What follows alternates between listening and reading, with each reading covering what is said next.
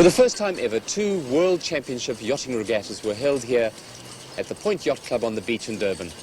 And to commemorate that event, the city hosted the Point Easter Festival.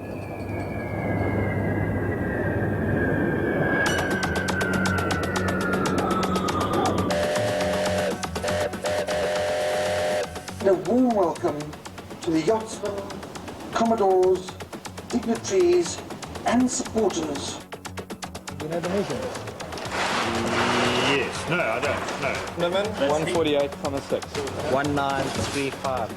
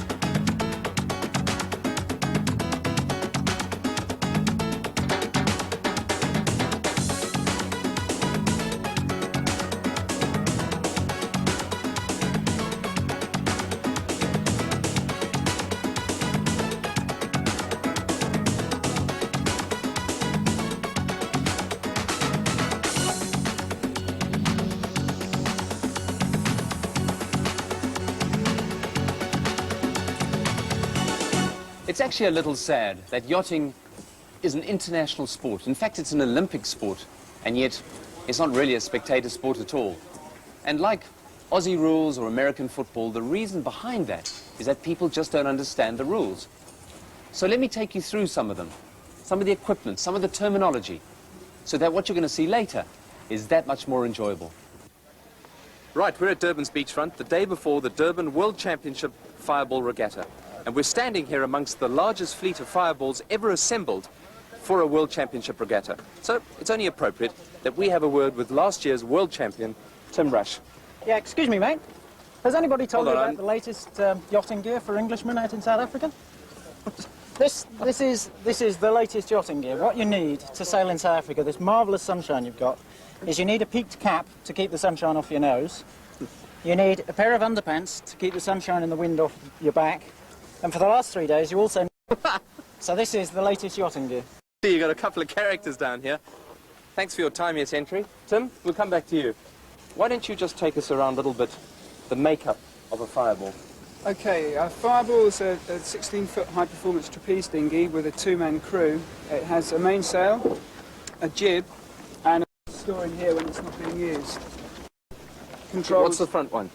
Now, this one's the jib. And this one's the mainsail. The large one is the mainsail, and the crew controls the jib, and he also balances the boat with a trapeze. Is this where you see the guys hanging out? That's right. You hold on to this? He holds onto that. He also has a harness with a hook on it, and then he's able to... Australians Heather and Chris Payne seek tips.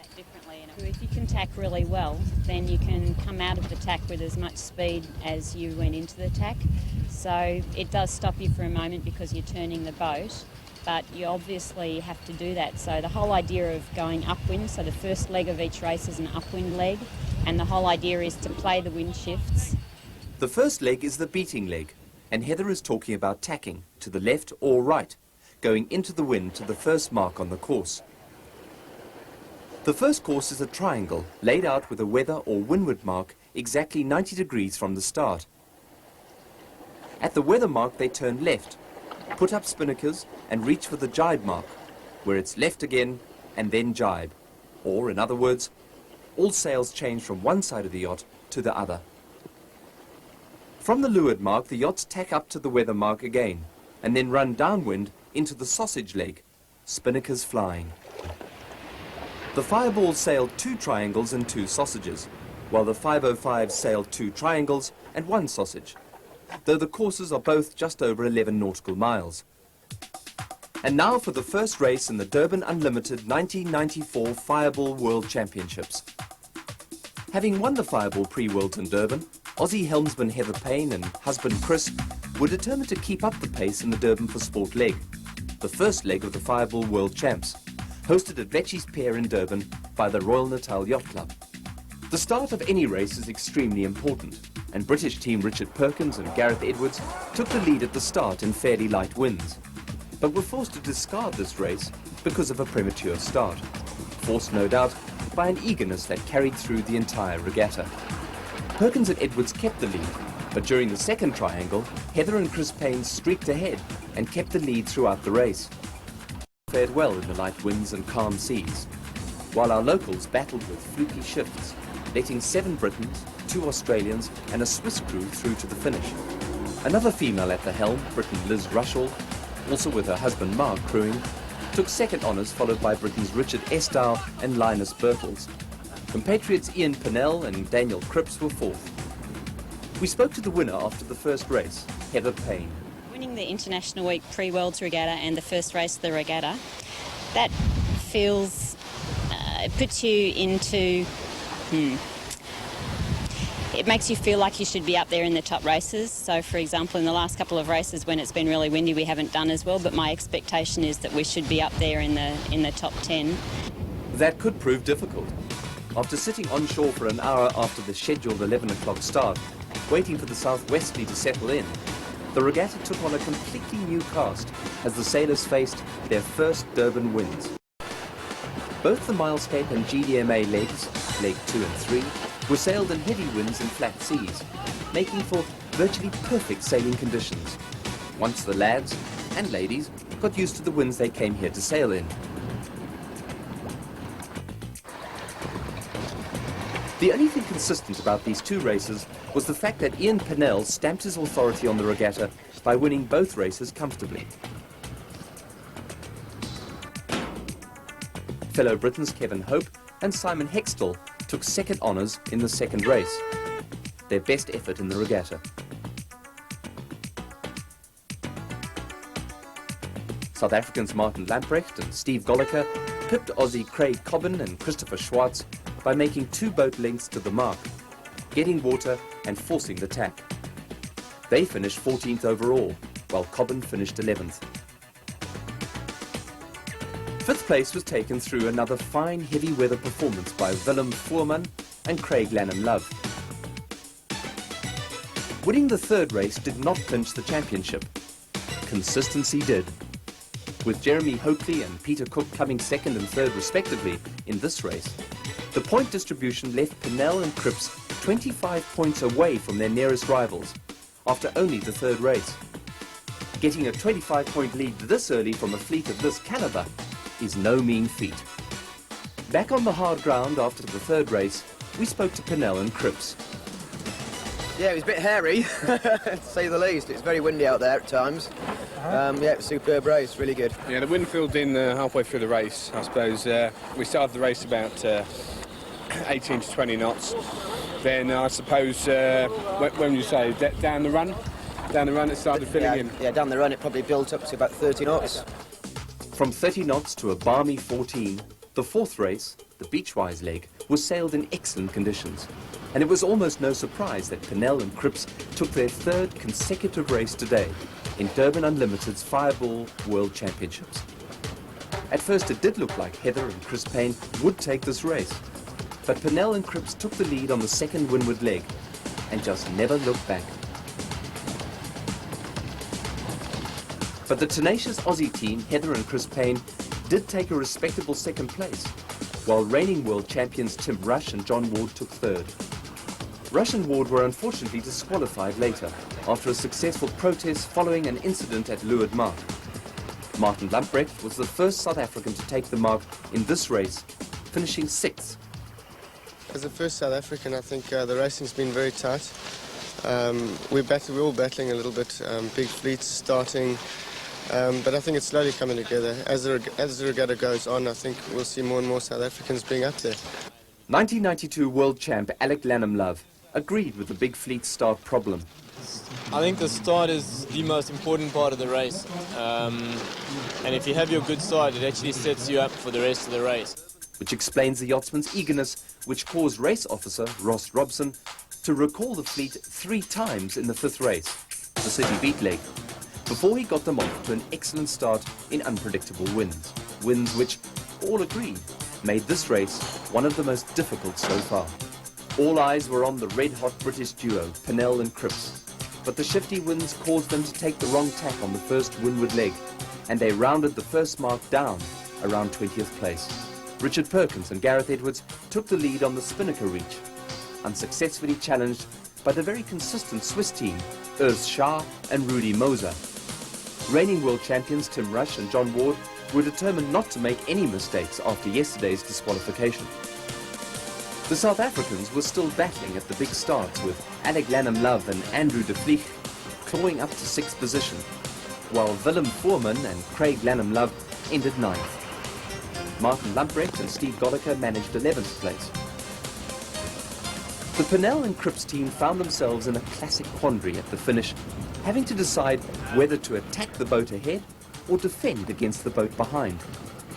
For the second time today, they made the wrong choice, and the Paynes pipped them at the post. The Rush and Ward combination made no mistakes and finished their best race so far in 3rd position in this, the 5th race of the regatta. Second over the line were the quiet dark horse Swiss team Schaar and Moser, who also sailed their best race today. Richard Perkins and Gareth Edwards recorded their only win in this regatta today, a deserved win as they were leading the fleet when the 3rd start was abandoned. Eagerness played havoc on 4 of the 6th race starts, forcing race officer Rob Robson to raise the black flag. Anyone over the start line before the gun is out of the race. The 5th start of the Convention City leg was clean, into the light 8 to 10 knot breeze. And once again, all eyes were on race leaders Pernell and Cripps, who only needed a place in the first 10 to win the championship. Not that it mattered to the rest of the leaders in the fleet. While Pernell and Cripps seemed to play it safe, Aussies Peter Cook and Andrew Batty sailed an excellent first windward leg and were comfortable leaders at the windward mark. The battle going on behind them was intense between the 1993 world champs Tim Rush and John Ward and the 1992 world champ Alec Lanham-Love with Martin Lamprecht and Andrew de Vlieg. Behind them, Urs Schaar and Rudi Moser were trying to keep the Heather and Chris Payne partnership from 3rd place. Following the overall improvement of Lanham-Love and de Vlieg, the South Africans finally seemed to be handling those big starts and coming up in the fleet, with Rob de Vlieg and John Vieira taking 6th place here, and Clive Walker and Dave Vertheim Ames taking 10th, just behind the winners of the Durban Unlimited Fireball World Championships, Ian Pernell and Daniel Cripps in 9th. Further up the fleet, Schaar and Moser had taken out Heather and Chris Payne for 4th place, while the duel between the 2 former world champions was settled with Rush and Ward finishing 3rd and Lanham-Love and de Vlieg 2nd. Line honours were taken by Peter Cook and Andrew Batty, who led from the first windward leg. Yacht racing can be confusing to anyone, and even though we all saw Pernell and Cripps go through to win the championships, it pays to make sure. But how can you be champs with a race still to go? Right, but what we've just managed to achieve is we've won the World Championships with literally before the last race. And what happens is we have 7 races, and one of those races you actually don't include in your results, so it's in effect a discard. Okay, so we've actually managed to win, not including that one race, and beating the other people on points. Well, that's brilliant. What do you intend to do tomorrow? Sleep in, have a few beers. Lazy breakfast? We're certainly not going to go sailing anyway, that's for sure. Might have a game of golf. While the World Championship was now secure, both Ian and Daniel were well aware that the battle for second place was anybody's race. Well, it's all getting a bit tight. I mean, there's probably like 7 boats who could really do it. I mean, yeah, it's going to be really good. It'll be good watching. But the golf course will probably pull me there first. While those two were playing golf, we've got another race to run.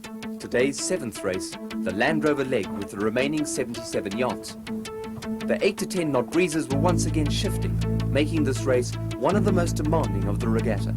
South Africans Martin Lamprecht and Steve Golliker took an early lead, while Heather and Chris Payne took the wrong tack on the first beat and dropped completely out of contention, followed by Lamprecht and Golliker.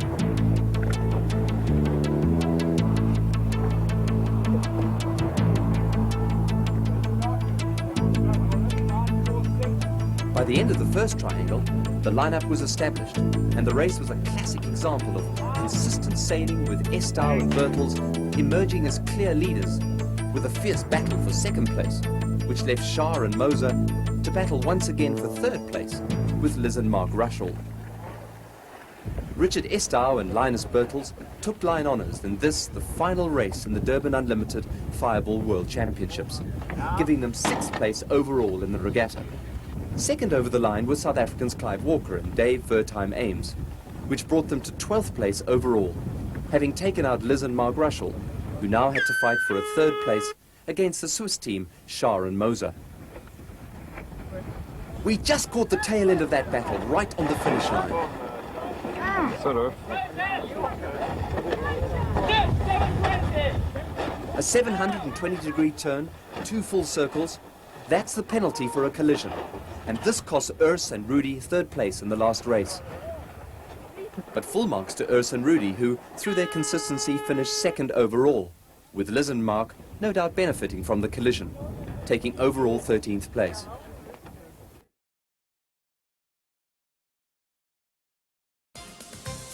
Durban is probably the most ideal sailing venue you can get in the world. Apart from the sun, which is absolutely fantastic, the fantastic temperature, sailing in shorts and t-shirts. You've got really superb waves, nice long swell, great for sailing, for planing. And it really does make the downwind and upwind legs of the course really exciting and really thrilling. I think it's great. Oh, Durban's great. I mean, you really can't ask for much better water. It's great fun, and this is a great place. One of the best venues, if not the best venue in the whole world. Now we are very happy. It's fantastic.